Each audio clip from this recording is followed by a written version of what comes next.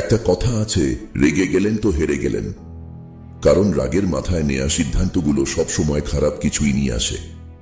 আর মানুষ হিসেবে রেগে ভুল সিদ্ধান্ত নেওয়াটাও কিছুটা স্বাভাবিক। কিন্তু সেই ভুলটাকে নিজের ইগো বা জিদ ধরে রাখলে অনেক কিছু হারাতে হয়। আজকের গল্পটা এমনই এক রাজার, যার গল্পের মাধ্যমে আমরা শিখব যে রাগের মাথায় নেওয়া সিদ্ধান্তগুলি কিভাবে আমাদের ক্ষতি করতে পারে এবং শান্ত মনে চিন্তা করার শক্তি কিভাবে আমাদের সঠিক পথে এগিয়ে নিয়ে যেতে পারে। তাই গল্পটি শেষ পর্যন্ত দেখুন। এক দেশে একটি বিশাল রাজ্য ছিল। সেখানে একটি তরুণ রাজা ছিলেন, নাম ডেভিড। ডেভিড সম্প্রতি তার বাবার মৃত্যুর পর মাত্র 25 বছর বয়সেই সিংহাসন লাভ করেছিলেন।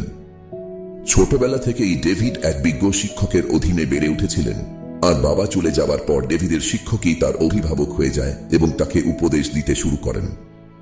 ডেভিডের শিক্ষক এডওয়ার্ড এখন রাজ্যের মন্ত্রী এবং ডেভিডের উপদেষ্টা হিসেবে কাজ করছিলেন।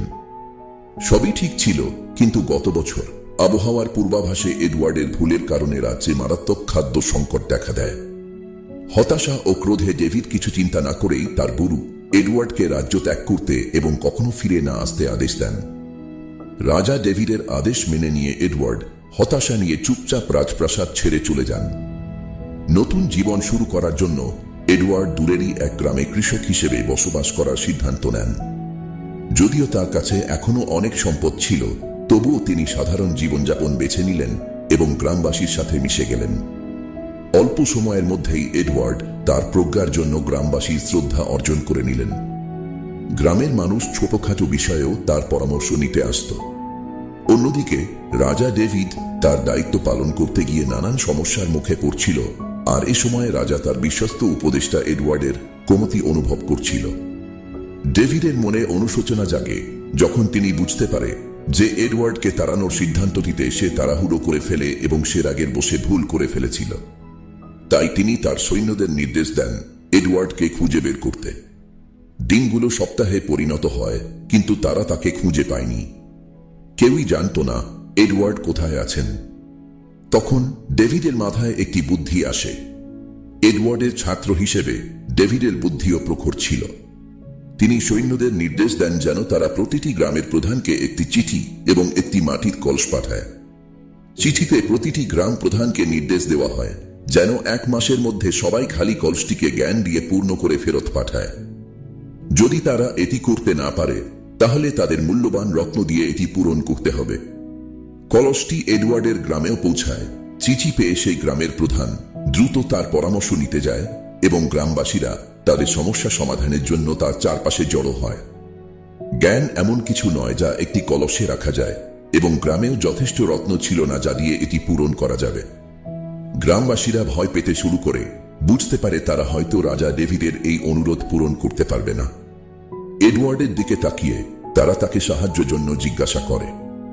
গ্রামবাসীরা তাদের শাস্তির বিষয়ে ভয় প্রকাশ করলে এডওয়ার্ড শান্তভাবে তাদের মাঝে বসে বললেন, আমাকে কলসটি দিন, আমি 1 মাসের মধ্যে এটি জ্ঞান দিয়ে পূর্ণ করে দেব।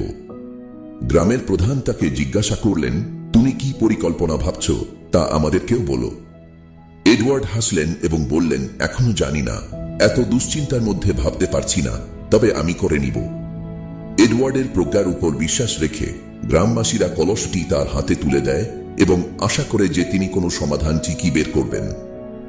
এডওয়ার্ড তার বাগানের শান্ত পরিবেশে চিন্তা করতে শুরু করল। কাছেই একটি ছোট কুমড়ো গাছের লতা দেখতে পান এবং হঠাৎ তার মাথায় একটি ধারণা আসে।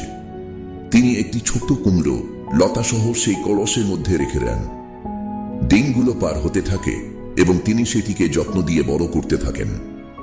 ধীরে ধীরে কুমড়োটি বাড়তে বাড়তে পুরো কলসটিকে ভরে ফেলে এবং তা বের করা অসম্ভব হয়ে যায়। অবশেষে এডওয়ার্ড লতাটি কেটে দেন এবং সম্পূর্ণ পূর্ণ কুমড়ো সহ কলসটি রাজ্যে পাঠান।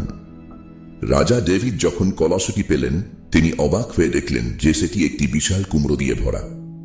তিনি গভীর মনোযোগ দিয়ে সেটির দিকে তাকিয়ে রইলেন এবং ভাবলেন কিভাবে ছোট্ট একটি কুমড়ো পুরো জায়গাটি পূর্ণ করতে পারে। সেই মুহূর্তে তিনি এর গভীর প্রজ্ঞা বুঝতে পারলেন। সত্যিকারের সফলতা ঘটে নিঃশব্দে, জোর করে বা তাড়াহুড়ো করে নয়, বরং ধৈর্যের সঙ্গে সমস্ত জায়গা পূর্ণ করে। রাজা তখনই বুঝতে পারে এটা তার উপদেষ্টা এডওয়ার্ডের দিয়েই সম্ভব। কোনো দ্বিধা ছাড়াই ডেভিড তার সেনাপতিকে নিয়ে এডওয়ার্ডকে খুঁজতে রওনা হন। রাজা সিদ্ধান্ত নেন তিনি নিজেই ক্ষমা চাইবেন এবং তার উপদেষ্টাকে রাজ্যে ফিরিয়ে আনবেন। এই গল্প থেকে আমরা দুটি গুরুত্বপূর্ণ শিক্ষা পাই। প্রথমত, রাগের মাথায় সিদ্ধান্ত নেবেন না।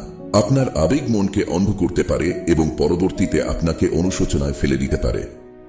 দ্বিতীয়ত, কোনো সমস্যার সমাধান করার আগে মনকে শান্ত করুন।